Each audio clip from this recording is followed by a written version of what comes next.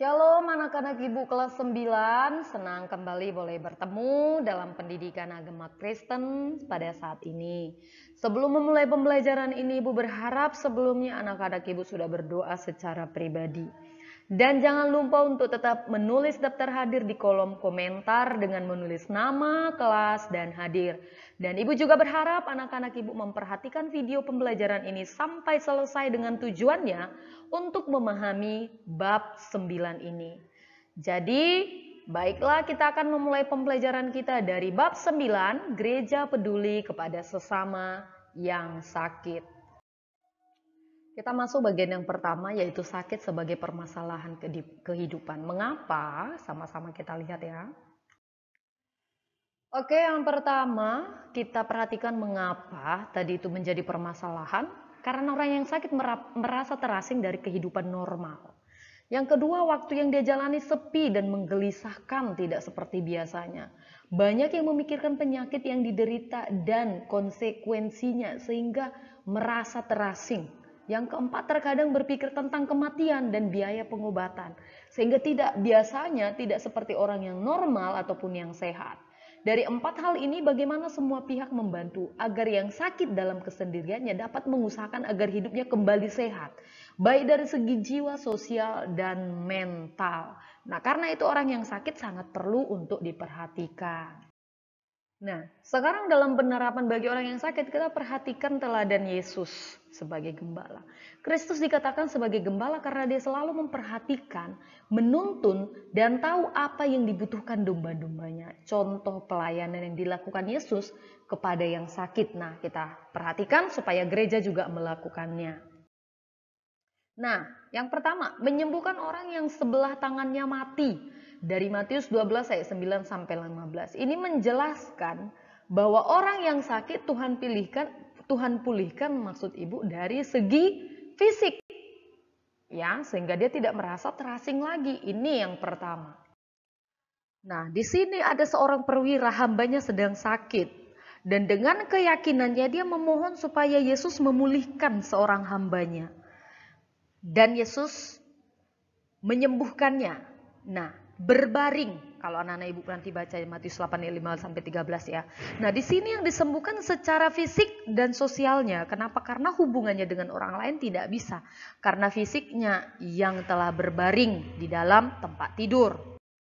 Berikut, menyembuhkan yang kerasukan setan dari Matius 8 ayat 28 sampai 34. Ini menjelaskan Yesus memulihkan dari segi fisik, sosial, dan mentalnya. Yang berikut, Yesus menyembuhkan yang lumpuh dari Matius 9 ayat 1 sampai 8. Ini yang dipulihkan adalah dari segi fisik, dari segi sosial, dan juga segi mentalnya.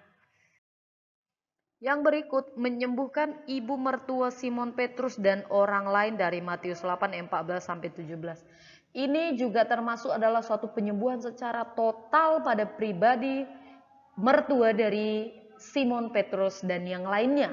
Ini bisa disembuhkan dari segi mental, yaitu segi dimensi fisik, segi dimensi sosial, dan segi dimensi spiritual. Penyembuhan yang dilakukan Tuhan Yesus menuju penyembuhan yang utuh, bahkan seluruh totalitas kehidupannya. Dan hal inilah yang harus diperhatikan orang Kristen dan termasuk remaja Kristen untuk menghadapi orang sakit sehingga mencapai keutuhan. Artinya, ketika kita menjenguk yang sakit, kita itu memang harus benar-benar memperhatikan. Kita harus benar-benar peduli kepada mereka. Sama halnya seperti Yesus, tanpa ada suatu hal rasa yang mengganjal di hatinya, tapi dengan secara kemauan untuk menyembuhkannya. Begitu juga kita, perhatian kita kepada orang yang sakit. Bagian C, realitas saat mengalami sakit. Ada beberapa dimensi yang harus kita perhatikan dalam pelayanan kita dalam terhadap orang yang sakit diantaranya. Artinya kenyataan yang perlu kita terima ketika orang mengalami sakit. Pertama, ketika mengalami sakit, maka dimensi fisik, tadi Ibu sampaikan dimensi fisik. Dimensi ini berhubungan dengan bagian yang nampak dan ini yang bisa disentuh, bisa diraba. Nah, di sini ada gambar, inilah beberapa fisik. Nah, kita bisa lihat tangannya, Ya, di sini ada lututnya yang sakit, ini secara fisik. Nah, orang yang sakit itu bisa mengalami sakit fisik. Inilah yang dikatakan dimensi fisik. Yang kedua, dimensi mental psikis. Dimensi ini berhubungan dengan pikiran, emosi, kepribadian manusia. Nah, di sini bisa kita lihat gambar ini, bagaimana tindakan yang dilakukan kepada seorang anak ini akan merusaki mentalnya. Dia nggak demam, tapi jiwanya dia terganggu, pikirannya dan juga kepribadiannya ini terganggu. Maka kita harus memperhatikan segi sakitnya dari mana, sehingga kita mampu untuk mengobatinya. Nah, ketika bagian yang ketiga ini juga kita perhatikan dimensi sosial ini, nah ini bisa rusak akibat seperti ini tingkah laku yang dilakukan seorang orang tua terhadap seorang anak. Sering memarahi, mungkin begini boleh dimarahi, tapi kalau sudah sering-sering, maka sosial anak itu dia akan takut kepada siapapun juga. Dia akan merasa tersendiri. Kenapa? Karena sikit-sikit marah. Nah ini sosialnya, hubungan dia dalam kaitannya dengan lingkungan di luar dirinya. Hubungannya dengan orang lain akan bisa menjadi rusak. Kenapa? Karena kepribadian dia sudah rusak, diganggu mungkin dengan cara marah-marah, mungkin dengan cara melarang-larang yang seharusnya masih sanggup untuk dia lakukan tapi selalu dilarang, ya, kira-kira seperti itu. Nah, bagian yang keempat, dimensi spiritual atau rohani berkaitan dengan keberadaan atau jiwa diri manusia, atau dimensi ini mengacu kepada relasi manusia dengan sesuatu yang berada di luar jangkauannya dengan Sang Pencipta. Nah, kalau kita perhatikan gambar yang berada di samping ini, nah ini gambar seorang perempuan.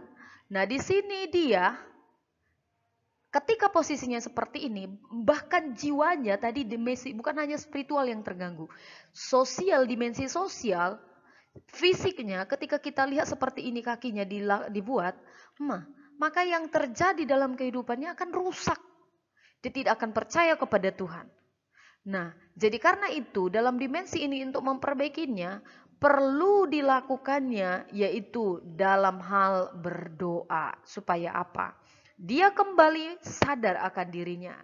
Dia kembali sadar bahwa dia adalah milik Tuhan. Jadi hal-hal yang seperti ini ya, seperti ini adalah bisa merusak jiwa, merusak fisik. Nah, jadi kita harus memahaminya dari dimensi mana yang akan kita perbaiki. Kalau kita melihat orang sakit, jadi dimensi-dimensi ini adalah sebagai pacuan kita untuk memperhatikan seseorang itu sakit. Jadi kita tahu dari sudut mana yang perlu kita sembuhkan. Nah, jadi artinya kita di sini adalah sebagai kayak sama seperti dokter ya. Bagian D yang terakhir, merespon kebutuhan orang sakit. Sesudah kita memahami berbagai kondisi orang sakit, ya, baik kondisi tadi mungkin dari segi fisik, mental, sosial, spiritual. Nah, setidaknya kita bisa memperkirakan apa yang diharapkan terhadap orang yang mengunjungi, mendampingi atau menolong mereka. Contoh, ada yang sakit keluarganya, kita perlu kasih saran, itu maksudnya di sini. Beberapa aspek yang dapat kita lakukan dan kembangkan sebagai berikut. Yang pertama, ketika kita datang kita menghargai orang lain. Artinya di sini, bagaimana keberadaan mereka kita menghargai. Mungkin yang kita kunjungin itu sedang sakit, berbaring. Nah, kita harus menghargai walaupun dia membelakangin kita dalam posisi tidur. Kita harus menghargainya. Mungkin sebelah badannya sakit, atau mungkin dia tutup mata. Kita harus menghargai itu. Yang kedua, kemampuan mendengarkan. Nah, artinya kita jangan hanya untuk berbicara terus, datang kita hanya berbicara padahal dia udah sakit. Dia hanya ingin datang, kita jenguk aja, senyum. Mungkin itu yang dia butuhkan. Jadi di sini kepekaan kita untuk mendengar harus ada, ya. Jadi jangan kita hanya ngoceh aja ketika berjumpa dengan orang yang sakit. Mungkin dia itu tidak butuhkan. Yang ketiga, orang yang sungguh-sungguh mengenal Tuhan Yesus Kristus. Nah, di sini kita harus bisa memperkenalkan Kristus ketika kita datang menjenguk yang sakit. Kita boleh mungkin berikan masukan, nggak usah panjang-panjang, tapi kita berikan keyakinan bahwa dia boleh sembuh. Kenapa? Karena Yesus adalah Allah di atas segala para dokter. Yang keempat, kemampuan untuk berempati.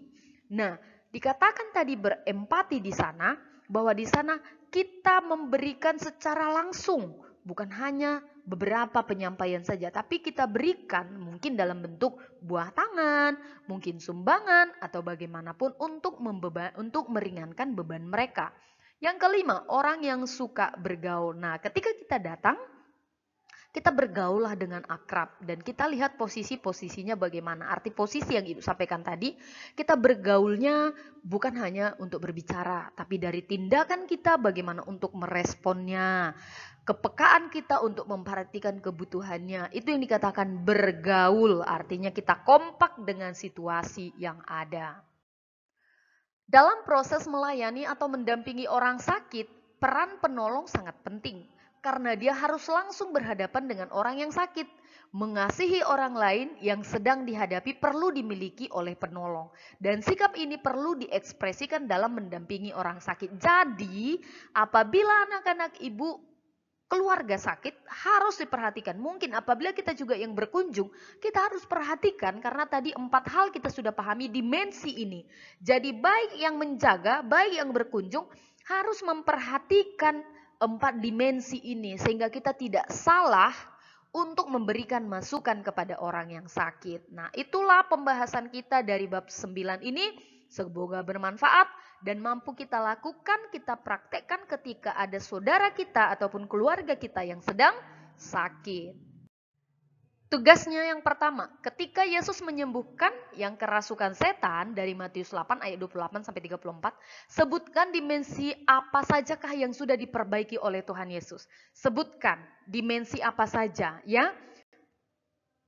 Ketika disebutkan, jelaskan. Contoh, dimensi sosialnya. Karena orang yang kerasukan setan seperti ini. Yang kedua, dimensi fisiknya. Contoh seperti ini. Nah, itu ya. Jadi sebutkan dimensi apa saja yang sudah diperbaiki oleh Yesus ketika menyembuhkan yang kerasukan setan. Yang kedua, ketika seseorang mengalami sakit, tentu mengalami gangguan dalam 4 dimensi, yaitu fisik, psikis, sosial, dan spiritual. Coba sebutkan satu contoh saja jenis sakit apa yang dapat mempengaruhi masing-masing dimensi. Contoh, dimensi fisik. Ya, dimensi fisik tadi sudah Ibu jelaskan. Apa contoh sakit di sini? Ya, dimensi fisikis, sakitnya contoh sakit apa gitu. Dimensi sosial, sakitnya sini sakit apa. Dan dimensi spiritual, sakit ini sakit apa. Sehingga yang mempengaruhi gangguan dimensi yang 4 ini. Oke, apabila kurang paham silahkan Ibu dijapri. Demikian pembahasan kita. Ibu berharap anak-anak Ibu boleh melakukan apa yang sudah kita pelajari dalam bab 9 ini. Dan jangan lupa untuk berdoa. Akhir kata Ibu mengucapkan shalom dan salam sehat.